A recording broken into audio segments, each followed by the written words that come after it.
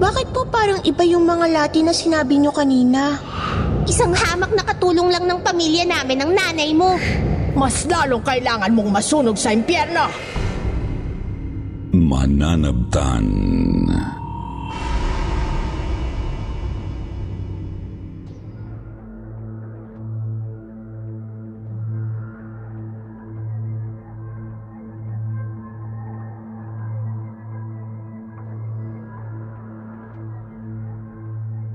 Magandang araw sa lahat ng mga listeners ng Kwentong Takip Silim. Itago niyo na lang po ako sa pangalang Ana. At matagal ko pong pinaghandaan ang pagkakataong ito na may bahagi ang aking true horror story.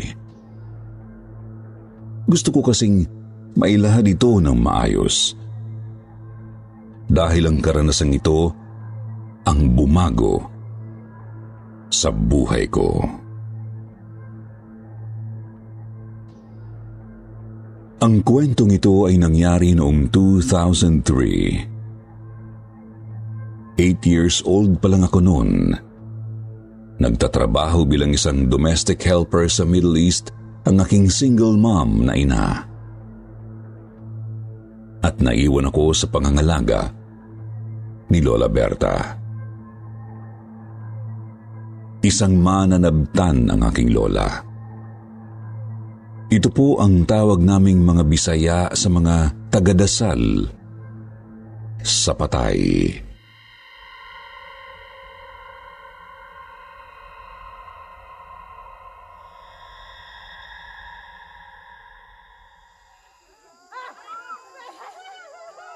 Aba, Ginoong Maria, napupuno ka ng grasya.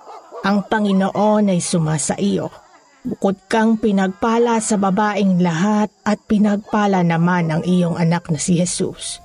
Santa Maria, Ina ng Diyos, ipanalangin mo kaming makasalanan, ngayon at kung kami mamamatay. Amen.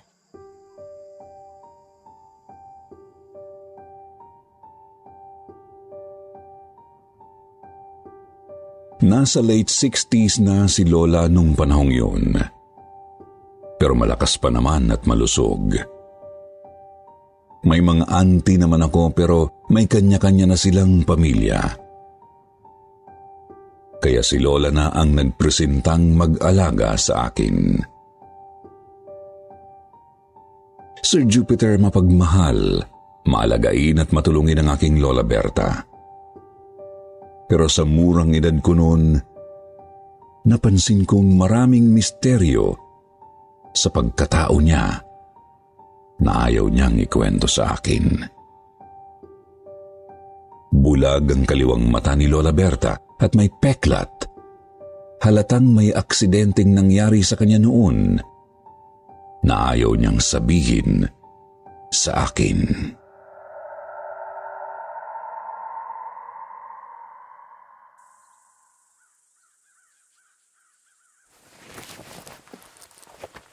Oh, Ana, kailangang maayos at presentable kang tingnan mamayang gabi.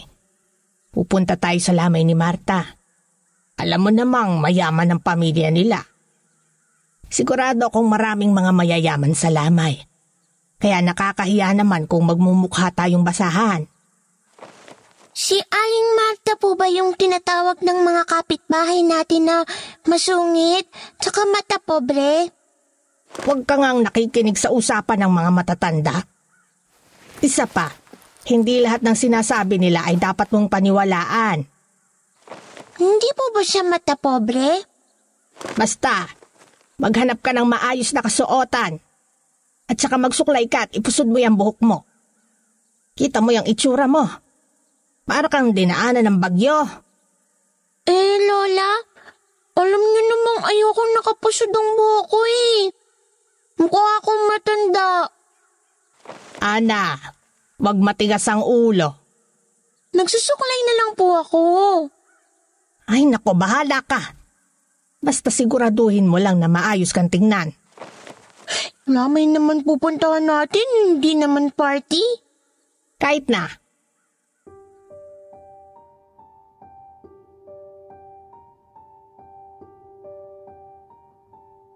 Sir Jupiter, matagal ng trabaho ni Lola ang pagiging mananabtan o tagadasal sa patay. Ipinasa pa raw ito sa kanya ng kanyang lola. Dahil matagal na niya itong ginagawa, marami sa probinsya namin ang nagtitiwala sa kanya. Para sa kanila, si Lola Berta ang pinakamagaling na mananabtan. Kaya sa tuwing may namamatay sa probinsya namin, si Lola ang kinukuhang tagadasal. Pero ayon kay Lola Berta, hindi madali ang kanyang trabaho. Isang malaking responsibilidad na tulungan ang isang kaluluwa na makatawid sa kabilang buhay ng matiwasay. Kaya naman lapitin ng mga masasamang nilalang ang mga kagaya niyang mananabtan. Minsan ay gusto silang i-distract ng demonyo sa kanilang trabaho upang makuha nito ang kaluluwang dinadasalan nila. Kaya kailangan daw nilang mag-focus at tatagan ng kanilang paniniwala sa may kapal. Ang kagaya niyang mananabtan ay parang kawal ng Diyos at kailangan nilang labanan ang kampon ng demonyo. Isang pangyayari po ang aking nasaksihan sa gabing yun, Sir Jupiter. Hindi na yun bago sa akin, pero tumatak pa rin sa isip ko. Habang nagdarasal kasi si Lola, napansin ko ang kaluluwa ni Aling Marta. Nakatalikod siya sa amin habang tinitingnan ang kanyang bangkay sa kabaong. Bigla siyang lumingon sa amin at tumitig ng masama kay Lola.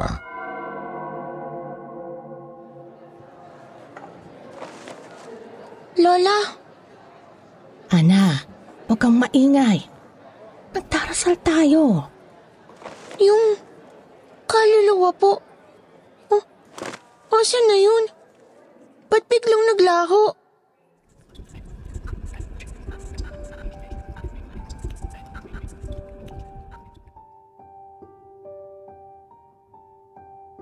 Dahil sa napakaraming beses kong pagsama sa mga lamay, nabuksan po ang aking third eye, Sir Jupiter. Hindi na bago sa akin na makita ang kaluluwang dinadasalan ni Lola na nakatingin sa amin. Iba-iba po ang reaksyon nila. May payapa lang na nanunood at parabang tanggap na ang kanilang pagkamatay. Mayroong umiiyak at may mga hindi mapakali. Lahat po ng mga yun ay nakita ko na. Nung una ay natatakot ako, pero kalaunan, nasanay na lang din ako. Hindi ko naman masasabing wala na talaga akong nararamdamang takot kahit konti. Pero natuto lang siguro akong tanggapin ang katotohanan.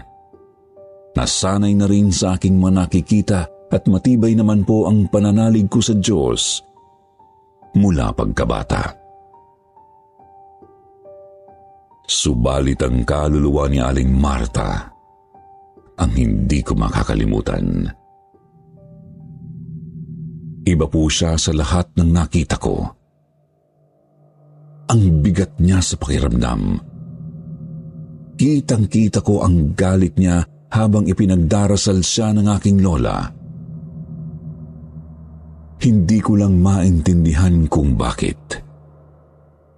Sa pagkakaalam ko, hindi naman sila magkakilala. Kaya hindi ko maisip ang dahilan kung bakit siya galit dito.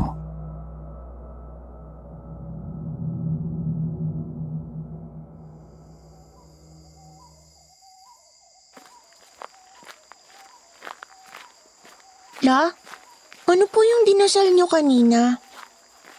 Ano pa ba? Di dasal para sa patay.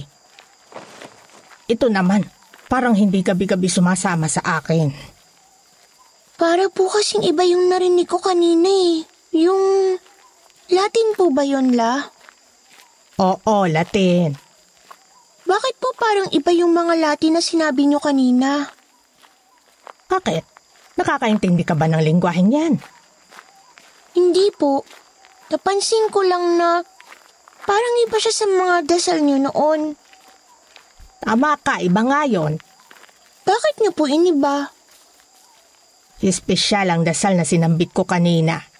Hindi ko madalas na ginagamit yon. Pag mayaman po bang namatay, dapat special din ang dasal? Hindi yan ibinabase sa yaman ng namatay. Lahat ng kayamanan nila dito sa mundo ay walang kwenta. Hindi nila madadala yan sa kabilang buhay.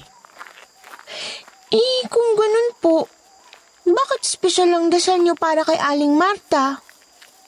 Basta, hindi mo na kailangan malaman kung bakit. Sabihin niyo na lang. Gusto ko ring maging mananabdan paglaki ko. Sinong nagsabing papayag kami ng mama mo? Magiging teacher ka paglaki mo. Hindi ba yun ang gusto mo? Opo. Gusto ko ring maging teacher. Teacher na mananabdan. Ay nako. Ewan ko sa yung bata ka. Ang kulit-kulit mo. La, kaya po ba tayo dumaan muna sa kapilya para magpagpag? Oo. Mabuti naman at naaalala mo pa ang mga turo ko sa'yo. Siyempre naman po. Maraming beses nyo nang tinuro sa akin na importanteng magpagpag bago umuwi sa bahay kapag galing tayo sa isang lamay. At dapat mo ring hubarin agad ang damit na isinuot mo sa lamay.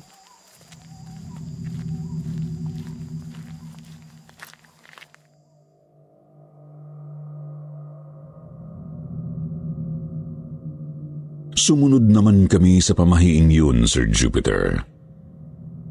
Kaya nakakapagtaka na parang may napapansin akong kaluluwa na sumusunod sa amin habang naglalakad kami sa dilim.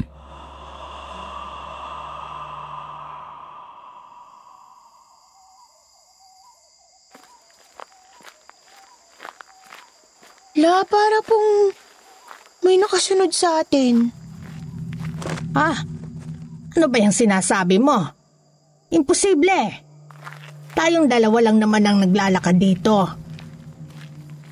Hindi po tao yung nakasunod sa atin, La. Kaluluwa.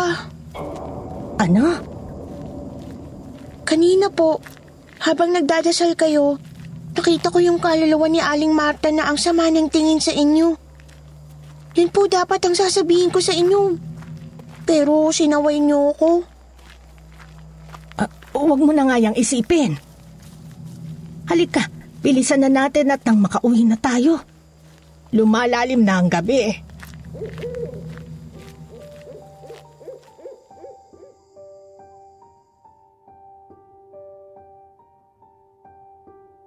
Nakatira kami ni Lola Berta sa isang maliit na kubo.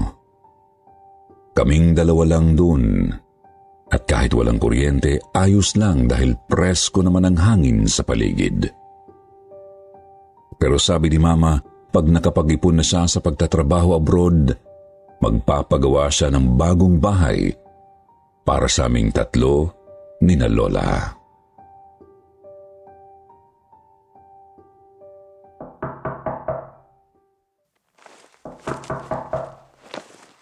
Sino ba yan? Gabing-gabi na nambubulabog pa.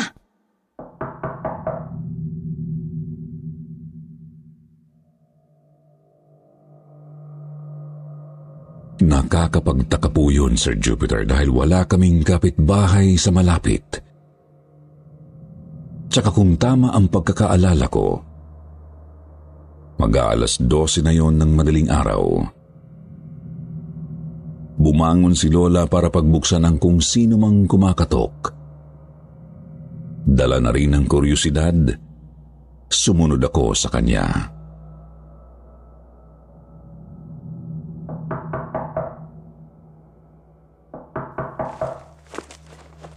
Sino yan?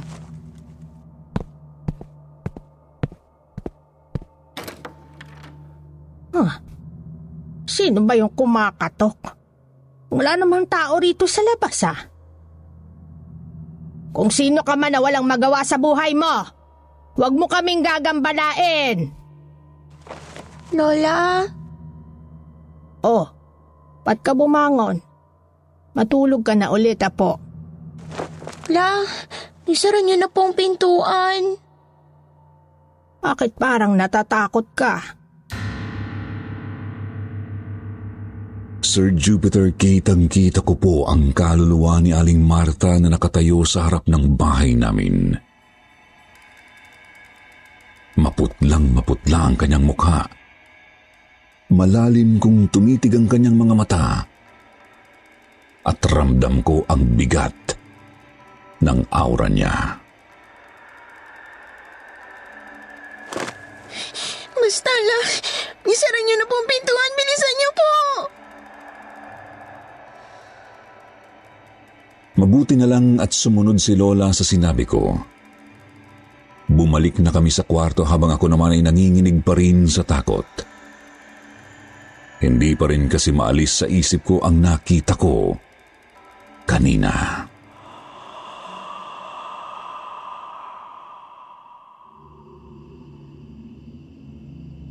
Apo, anong nangyayari sa'yo?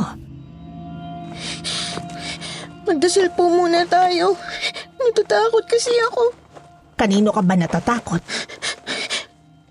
Nakita ko po si Aling Marta. Si Marta? Siya po yung kumakatok sa pintuan natin kanina. Bakit naman? Hindi ko po alam. Ito po ang unang beses na may nakita akong kaluluwang sumama sa atin pag-uwi. Baka naman nagkakamali ka lang, apo. Sigurado po ako sa nakita ko. Galit po siya. Hindi ko po alam kung bakit.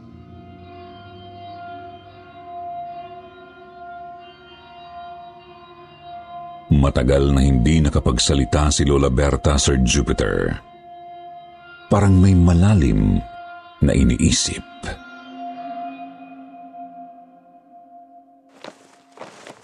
Wag mo na lang siyang isipin, apo. May mga kaluluwa talagang hindi pa matanggap ang kanilang pagkamatay. Pero hayaan mo, ipagdarasal ko naman siya palagi. Trabaho ko ang tulungan siyang makatawid sa kabilang buhay.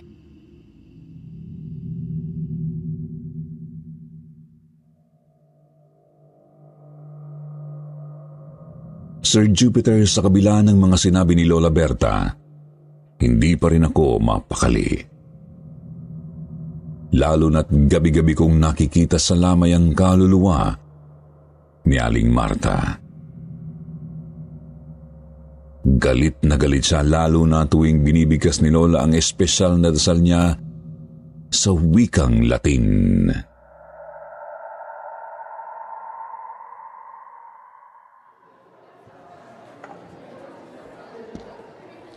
Lola Berta, kumain po muna kayo bago umuwi. Ay, hindi na, Ineng. Busog pa naman kami. Lola, naiihi po ako. Kumaliwa ka lang, Ana. May makikita kang CR bago ka dumating sa kusina. Salamat po. Gusto mo bang samahan kita, apo? Hindi na po. Kaya ko na po, La. O sige, hihintayin na lang kita rito. May itatanong lang sana ako, Lola Berta. Sana wag yung masamain. Oo naman, ano yon? Marami po kasi sa amin ang nakakapansin ng mga sinasambit nyo bago matapos ang padasal. Kung hindi ako nagkakamali. Latin yun, di ba? Oo, tama ka. Hindi po kasi pamilyar sa amin. Isa itong espesyal na dasal, iha. Hindi ko ito madalas na ginagamit kaya hindi pamilyar sa inyo. Ano po ang ibig sabihin nun? Tinasambit ko ang dasal na ito upang mapatawad ang lahat ng kasalanang nagawa ng inyong ina dito sa mundo. Pangontra din ito sa demonyo upang hindi mapahamak ang kaluluwa niya at makatawid ng matiwasay sa kabilang buhay. Ah, ganun po ba? Huwag kayong mag-alala. Alam ko ang ginagawa ko. Ilang dekada na akong mananabtan.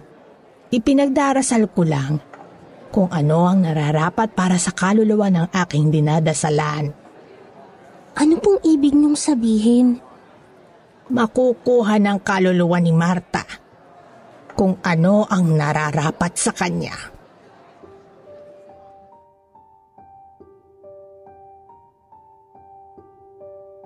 Samantala, pagkalabas ko naman ng banyo ay may nakasalubong akong isang matandang babae. May suot siyang itim na belo at hindi ko makita ng maayos ang mukha niya. Binati ko siya ng magandang gabi bago nilagpasan. Pero laking gulat ko nang bigla niyang hawakan ang balikat ko.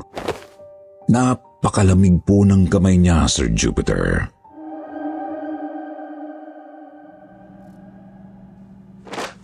Wala siyang kwentang tagadasal. Anong karapatan niyang tawagin ang kanyang sarili bilang isang mananabdan? Ha? Po? Hindi ko ho kayo maintindihan. Sabihin mo sa kanya na itigil niya ng ginagawa niya. Kampon siya ng demonyo. Bitiwan niyo po ako. Nagpumiglas po ako hanggang sa tuluyan akong nakawala sa matandang babae. Kumaripas ako ng takbo at yumakap sa lola ko.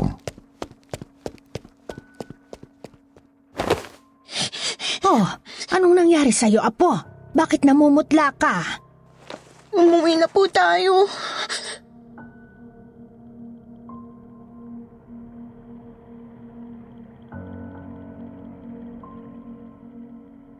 Habang tumatagal ay palala ng palala ang pagpaparamdam sa aming naranasan, Sir Jupiter. May kumakatok pa rin sa pintuan namin tuwing gabi. Pero hindi na ito pinagbubuksan ni Lola. Wala po akong ibang magawa kundi ang magdasal.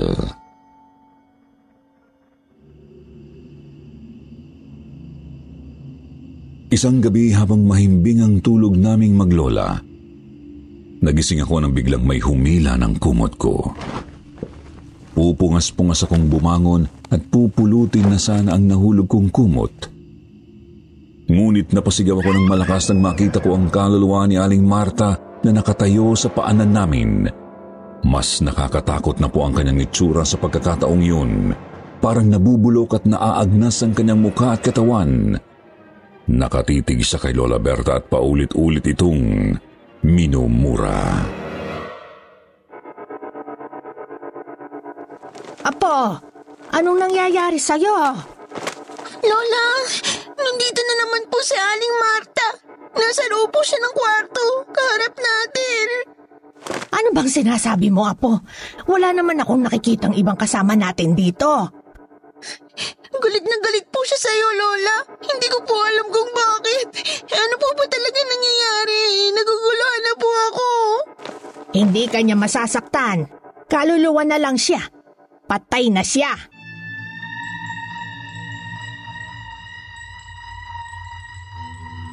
Biglang naglaho ang kaluluwa ni Aling Marta.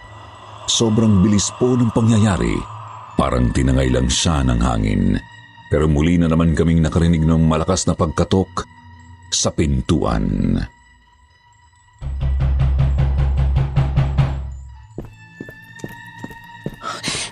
Saan po kayo pupunta? Diyan ka lang. Huwag kang susunod sa akin, maliwanag. Ano pong gagawin niyo? Kailangang matapos na ito.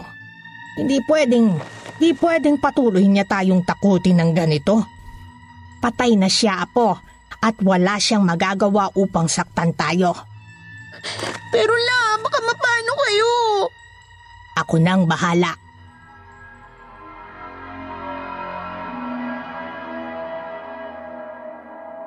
Wala na akong nagawa upang pigilan si Lola sa kanyang nais gawin. Bumangon siya at mabilis na binuksan ang pintuan. Narinig ko ang malakas niyang sigaw.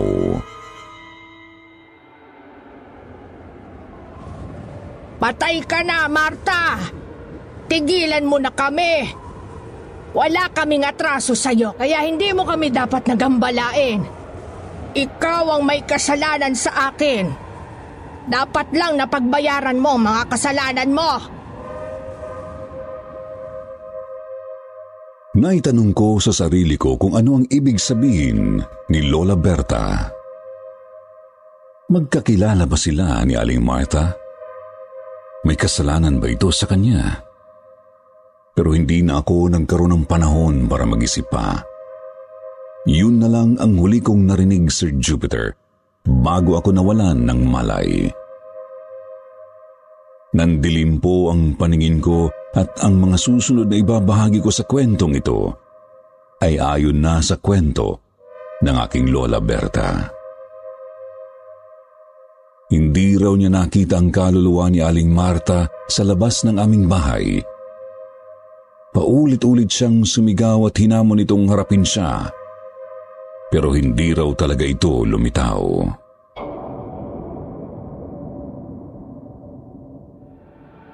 Galit ka sa akin, di ba?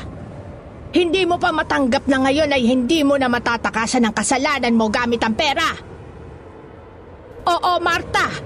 Ngayong patay ka na at ako ang naatasang magdasal para sa kaluluwa mo. Sisiguraduhin kong hindi ka na makakawala sa atraso mo. Kaya kung galit ka sa akin, magpakita ka na ngayon. Huwag mong idadamay ang apo ko. Wala siyang kinalaman dito.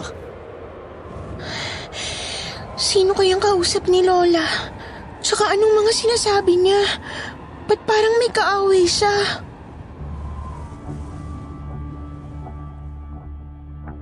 Sir Jupiter, isang mapait na karanasan pala ang dinanas ni Lola Berta noong mga bata pa lang sila ni Aling Marta. Namamasukan noon bilang katulong sa pamilya ni Aling Marta ang ina ng aking lola. Doon sila unang nagkakilala. Noon pa lang daw ay masungit na si Aling Marta at matapobre. Kahit sinong bata na nakakasalamuhan nito ay inaaway nito.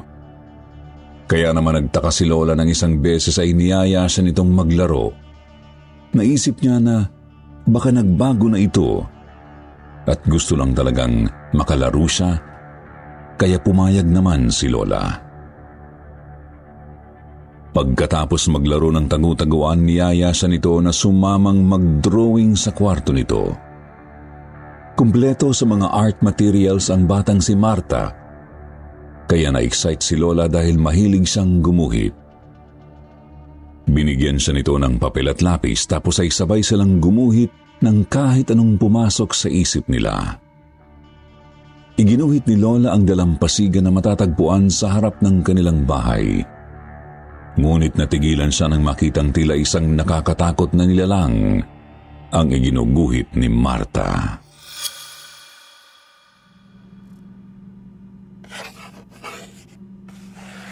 Bakit ganyan ang iginuguhit mo? Anong problema sa ginuguhit ko? Nakakatakot kasi. Pinupuna mo ba ang gawa ko? Sa tingin mo ba mas magaling ka sa akin? Hindi naman sa ganon. Mas pangit tong gawa mo. Hindi ka marunong gumuhit. Di totoo yan. Sabi ng nanay ko at ng guru ko, may talento raw ako sa pagguhit. Nagsisinungaling sila. Sinasabi lang nila yan para matuwa ka.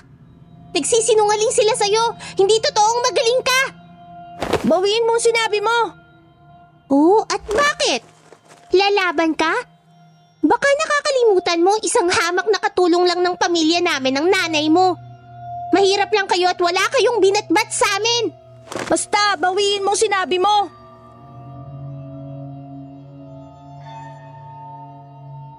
Nauwi sa isang malaking away ang argumento nila, Sir Jupiter.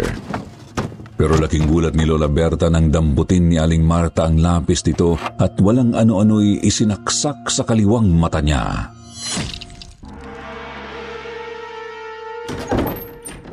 Anong nangyayari dito? Diyos ko, anak! Ano nangyari sa'yo? Nay! Tulong! Sinaksak ni Marta ang mata ko! Hindi ko sinasadya. Kasalanan niya. Siya ang nauna. Ang pangyayaring yun ang dahilan ng pagkabulag ng kaliwang mata ni Lola. Sa kasamaang palad, hindi nagbayad si Aling Marta sa kasalanan nito. Binayaran lang kasi ng pamilya nila ang nanay ni Lola kung kaya't hindi na sila nag-report sa otoridad.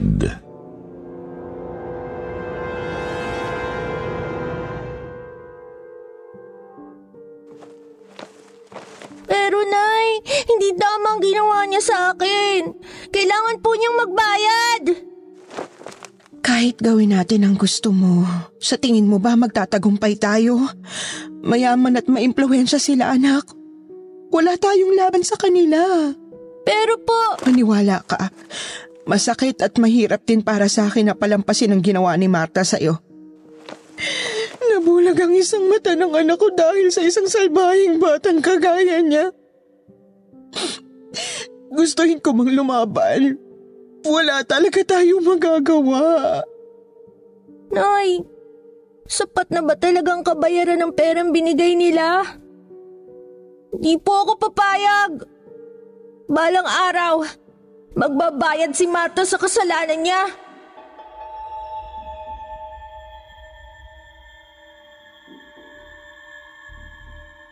Hanggang sa pagtanda ni Lola Berta ay daladala niya ang sama ng loob niya kay Aling Marta. Mas lalong umigting ang galit niya dito dahil hanggang sa tumanda ay hindi nagbago si Aling Marta. Masungit pa rin ito, arugante at matapobre. Hindi na sila muli pang nakapag-usap.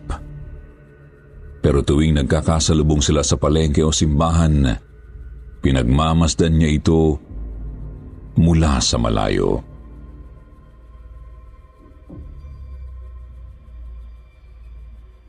Darating din ang araw mo, Marta. Isinusumpa ko. Sisingilin kita sa napakalaking kasalanan mo sa akin.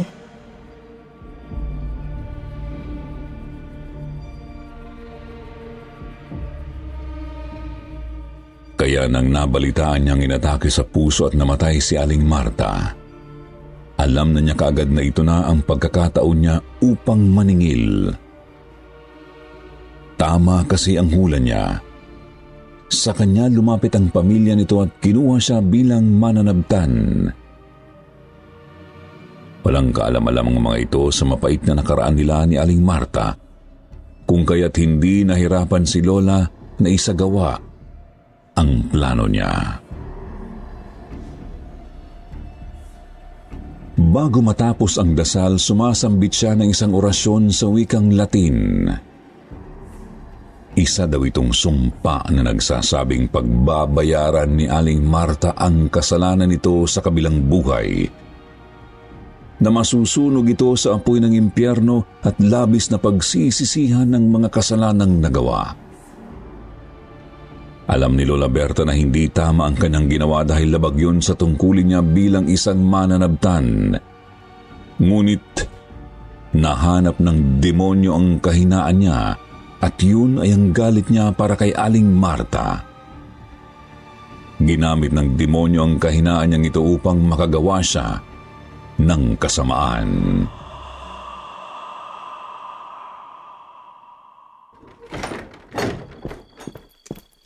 Ana, apo! Nasaan ka? Hindi na tayo gagampalain ang kaluluwa ni Marta. Subukan lang niyang bumalik at ako ang makakalaban niya. Lola? Apo, saan ka nang galing? Saka, bakit parang... Ayos ka lang ba? Oo naman po, Lola Berta. Bakit naman po ako hindi magiging maayos? Para kasing... Parang may kakaiba sa'yo. Kagaya po ng ano? Saan galing yung ipit mo? Kala ko ba ayaw mo ng pang-ipit ng buhok? May mga bagay talaga na nagbabago.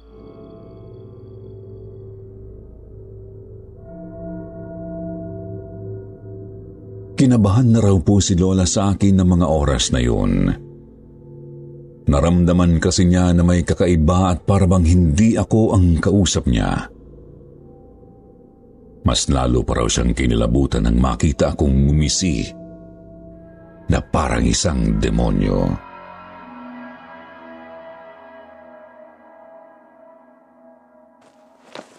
Apo! Itigil mo ng pagiging mananabtan. Hindi ka karapat dapat na magdasal para sa mga kaluluwa. Ano bang pinagsasasabi mo? Masama kang tao. Nagpadala ka sa galit mo.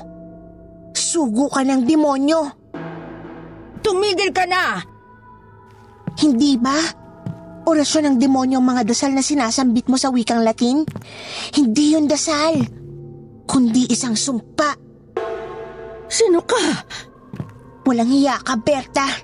Hindi ka lumalaban ng patas.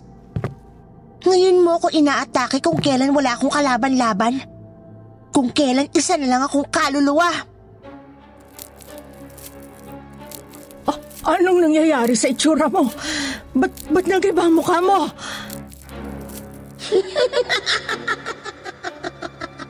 Marta! Ikaw si Marta. Hindi ikaw ang apo ko. Mabuti naman at nakikilala mo ko. Lubayan mo kami ng apo ko. Huwag mong idamay si Ana. Walang kinalaman ng apo ko dito. Kailangan ko siya upang maiparating ang mensahe ko sa'yo. Ano bang kailangan mo? Tumigil ka na sa pagiging mananabtan. Walang kwenta ang pagdarasal mo dahil sugo ka ng dyablo. Isinusumpa mong kaluluwa ko gamit ang iyong mga dasal. Ginagawa mo ito nang wala akong kalaban-laban. Matuto kang lumaban ng patas, Berta. Ako ba talagang hindi marunong lumaban ng patas? Baka nakakalimutan mo kung anong ginawa ng pamilya niyo, Marta. Dinaan niyo sa pera upang makatakas ka sa kasalanan mo. Kaya ngayon ka naghihigante? Sa tingin mo ba, papayag akong hindi ka magbayad sa kasalanan mo? At ngayon ay dinadamay mo pa ang apo ko. Mas lalong kailangan mong masunog sa impyerno.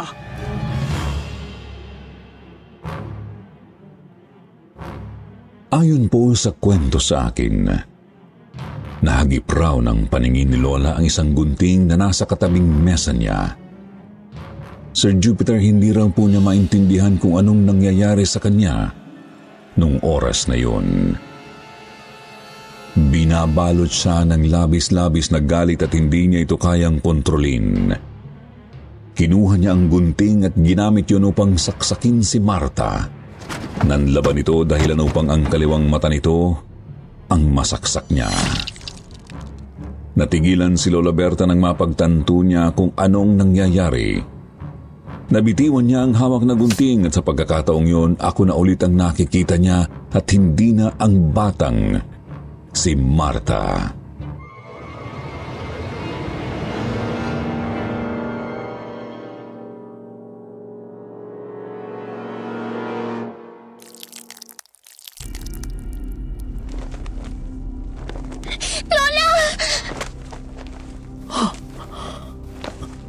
Apo, Diyos ko, hindi ko sinasadya. Ana, Apo, patawarin mo ako.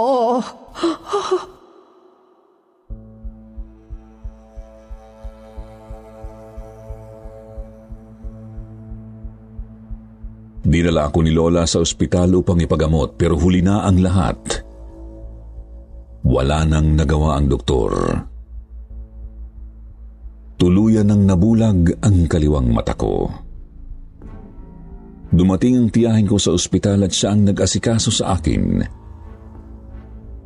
Hinanap ko si Lola pero ang sabi niya hindi rin daw niya alam kung nasan ito.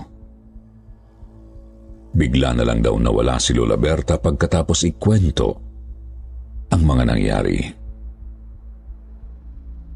Iyak raw ito ng iyak at paulit-ulit na sinabing hindi nito mapapatawad ang sarili kahit kailan.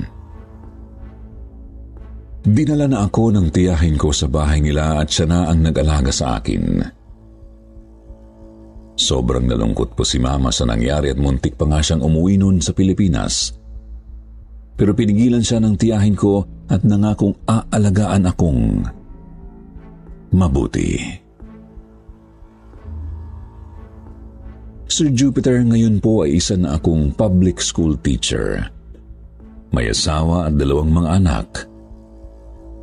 Kahit nabulag ang kaliwang mata ko ay hindi po ito naging hadlang upang matupad ko ang aking mga pangarap.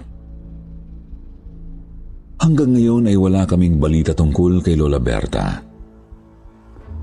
Ilang beses namin siyang sinubukang hanapin pero nabigo kami. Wala kaming ideya kung buhay pa ba siya o patay na. Pero kahit po ganoon, hindi ako nagtanim ng galit sa kanya. Alam ko kasing hindi niya sinasadya ang nangyari.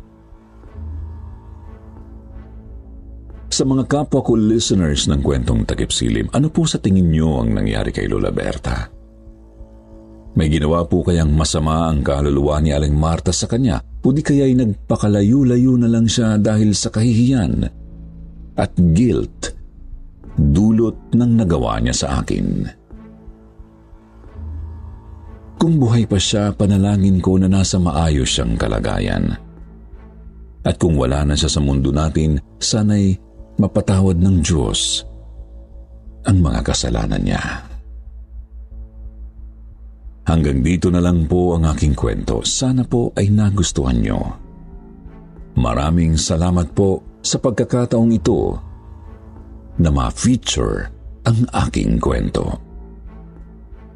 Lubos na gumagalang, Ana.